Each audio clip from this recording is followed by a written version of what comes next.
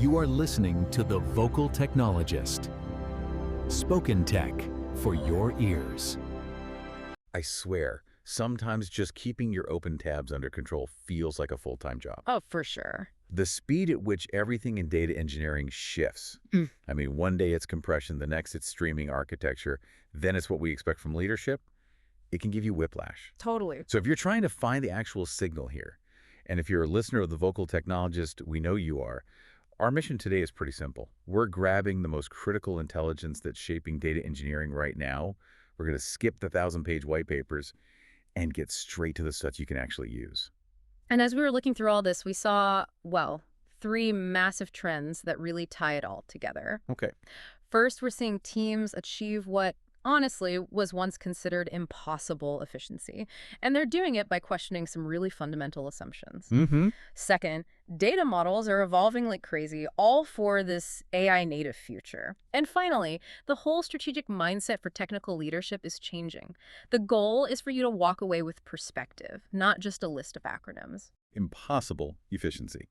I like the sound of that. It feels like a great place to start because everyone's skeptical of the word efficiency until they see a number attached to it. Right. Let's talk about storage optimization. We have to start with this 178x compression number from ClickHouse. It's an incredible figure. I mean, 178 times on ingest access logs. For context, ZSTD, which is one of the best tools out there, only hit 38x on the exact same data. And what's so fascinating is how they did it. It wasn't some, brand new magical compression algorithm. So it wasn't about the tool. Not at all. It was purely about understanding and structuring the data itself. They took those raw, messy logs, parsed them into clean columns, optimized the data types, like using low cardinality types, and the most critical part, they sorted the data by similarity. So the takeaway for anyone listening is that structure and order will beat a raw compression algorithm every single time. Every time. If your data is organized, you win. You can have the best zip tool in the world, but on chaotic data, you just lose. Precisely. And that idea of challenging core assumptions, that takes us right to our next topic, this radical shift in streaming data, the diskless Kafka future. Diskless Kafka, okay. That sounds like architectural heresy. It does, right. Kafka is, by its very nature, a disk-based system for durability. It was. But innovations like Avon Inkless, which builds on the Kippy 1150 proposal, are changing that. The core idea is that you can have diskless topics that write durability straight to object storage. So directly to S3 or something like it. Exactly, using a leaderless architecture. So any broker can handle any partition now. But wait, if it's diskless, what happens to the immediate durability you get from fast local disks? How does object storage keep up with the low latency you need for streaming? That's the critical trade-off they're making. See, Kafka has always been pulled in 2 directions. Low latency disk workloads on one side and elastic cloud-native scale on the other. The diskless movement picks a side. It goes all in on elasticity and scale. And the payoff? They're promising to slash the total cost of ownership by up to 80%. And, importantly, they're retaining 100% compatibility with all the existing Kafka clients and tools. 80%? Yeah. That's a massive lever for any product leader. And to make this real, we've got the Nubank case study, which is just, it's extreme scale in action. It really is. They were facing these overwhelming costs with a third-party logging system. Yeah, so what did they do? They ditched it. They built their own system to ingest, get this, 1 trillion logs a day. 1 trillion. Daily. Storing 45 petabytes in Parquet on S3. They cut their costs in half, and they now support 15,000 fast Trino queries every day. You can't really argue with those results. And that Nubank example, it brings up that classic engineering debate, right? Yeah. Build versus buy. It just underscores that system design pillar of evolving as usage shifts. For them, building a super specific tool for their specific constraint, and 1 trillion logs is a pretty unique constraint, was the right move. It sounds like the right move. But isn't building and maintaining a platform for 1 trillion logs a massive engineering risk for most companies? I mean, are we really suggesting everyone should do this? No, not at all. It's a very nuanced decision. The point is, if your scale puts you in the top, say, 0.1% of users, the generic best practice is probably not going to be optimal for you. Okay, that makes sense. Nubank had the need and the expertise to design for maximum cost efficiency at their scale. For 99% of companies, the third-party tool is still the way to go. That's a really important clarification. Okay, so all this infrastructure optimization is amazing, but it's useless if we can't actually query the data intelligently. Right. Which brings us to that intelligence layer Yep. and how we retrieve complex information for AI. Mm-hmm.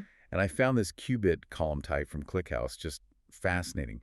It solves a huge headache in vector storage by giving you precision on demand. It's such an elegant solution. How does it work exactly? Well, it stores floating point vectors as bit planes.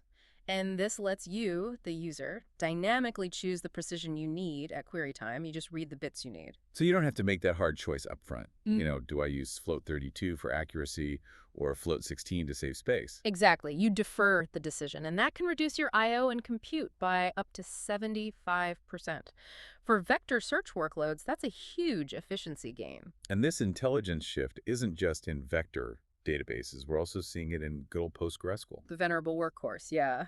It's getting a lot smarter about text search. which has historically been a bit of a weak spot. It has, but that's where this extension PG text search comes in. It's built to bring modern search relevance, the kind you need for high-quality RA, right into Postgres. So what does it add that wasn't there before? It implements true BM25 ranking. That's really the gold standard for relevance. It supports things like IDF weighting, term frequency saturation, document length normalization, all the stuff that really improves search quality. So if I'm building a product, does this mean I can potentially stop running a whole separate search platform like Elasticsearch? Is that the real win here?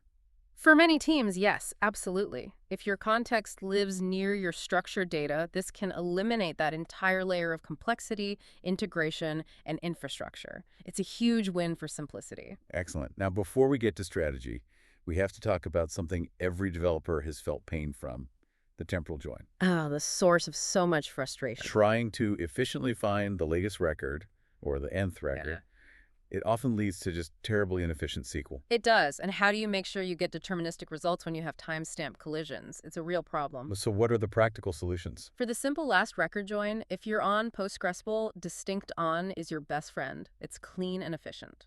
But that simple approach breaks down when you need complex tiebreaker logic, right? It does. For those scenarios, you have to use common table expressions, CTEs, and window functions, specifically row number. That gives you the deterministic result you need. And the advice here is critical. Write direct SQL for this. I once spent 3 days debugging a production bug because an ORM decided to handle this with a subquery pattern that just crushed our performance. Exactly. Don't trust the abstraction on this one. The ORM tries to create a generic pattern, but the dedicated SQL for your database will always be better for this specific problem. Which brings us perfectly to our final segment, strategy and leadership.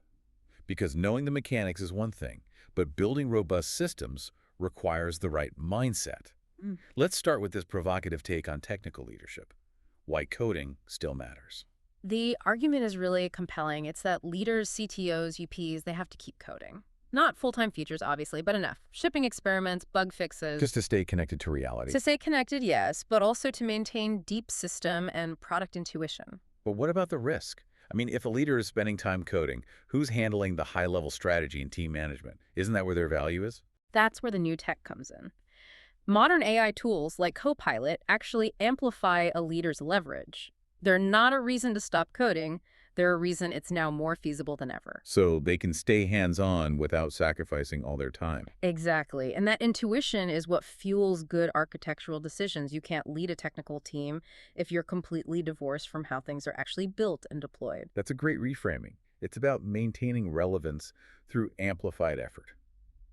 Okay, let's also challenge an old best practice in data governance, the data platform anti-patterns. Right. The old mantra was, centralize all the data for all future use cases. The extreme data lake approach. And we've all seen where that leads. It's a disaster. Complex, unused pipelines, duplicated logic, and data nobody trusts because the original context is totally lost. So the big shift here is away from centralization for its own sake. The solution is to start with a clear business intent and build your pipelines backward from that specific goal. So the data has purpose and context from the very beginning. Exactly. It's immediately useful and trustworthy. Governance should be about enabling focused usage, not just mandating central storage. And speaking of trust, we have to touch on reliability in these new agentic AI systems. LinkedIn's hiring assistant is a great model here. It's a fantastic template for enterprise AI. They really focused on reliability by separating the planning, the thinking from the execution or the doing. And what does that separation get you?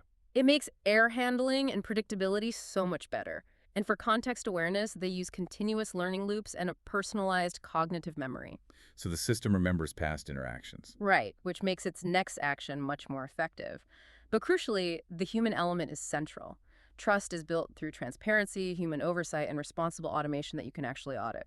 So to wrap this all up, let's just quickly revisit the core pillars of system design. Everything we've discussed today really falls under these three headings. It all does. The three pillars are scalability, reliability, and performance. But the real insight is that great design is not about trying to max out all three at the same time. You can't have it all everywhere all the time. You have to make a trade-off. You have to. Great design is about making explicit trade-offs.